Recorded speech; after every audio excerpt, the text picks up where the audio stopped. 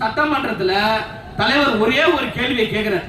யாரை பார்த்து? உதயநிதி ஸ்டாலின் பார்த்து ஒரே வார்த்தை தான், பார்ட்டி ஃபண்ட் அப்படின்னு ஒரு வார்த்தை கேட்ட உடனே துண்டக்கானம் துணியக்கானம் என்று கைப்புள்ள ஓடா என்று சட்டமன்றத்தை விட்டு ஓடிய திரு உதயநிதி ஸ்டாலின் அவர்கள் சொல்றாரு, சட்டமன்றம் சினிமா தரமாக இருக்கு.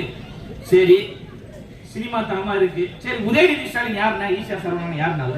உதயநிதி ஸ்டாலின் யாரு? சுதந்திர போராட்ட தியாகியா? இல்ல செக்கிழுத்து செம்மலா? இல்ல இந்தி திணிப்புக்காக போராடினாரா? இல்ல தமிழ் மொழிக்காக போராடி இங்க வந்து அப்படி புல்லட்டை வாங்கி இருக்கிறாரா? கிடையாது. லாலா கட சாந்தி ஒன்னாலா நேண்டி நாமூந்தி அப்படின்னு பாட்டு பாத்தீங்களா? அந்த பாட்டுல டான்ஸ் ஆடுறவர் அவர் ஒரு சினிமாக்காரர் தான், அவர் ஒரு கூத்தாடி தான்.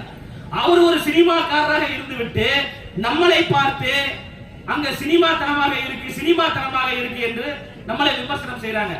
இந்த நிமிடம் வரை தமிழ் சினிமாவில் நம்பர் 1 சூப்பர் ஸ்டார் யார் என்றால் அது அண்ணன் மாண்புமிகு தமிழ்நாட்டின் முதலமைச்சர் ஜோசப் விஜய் அவர்கள் தான்.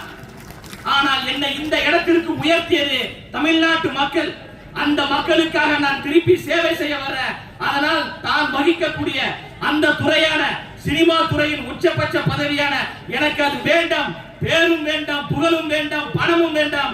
என்னை இந்த இடத்திற்கு ஆளாக்கிய தமிழ்நாட்டு மக்களுக்கு சேவை செய்ய வருகிறேன் என்று தியாக உணர்வோடு வந்த தியாக தலைவன் தான் மாண்புமிகு தமிழ்நாட்டின் முதலமைச்சர் அண்ணன் ஜோசப் விஜய் அவர்கள். அதனால் தான் பெரும் மாற்றம்.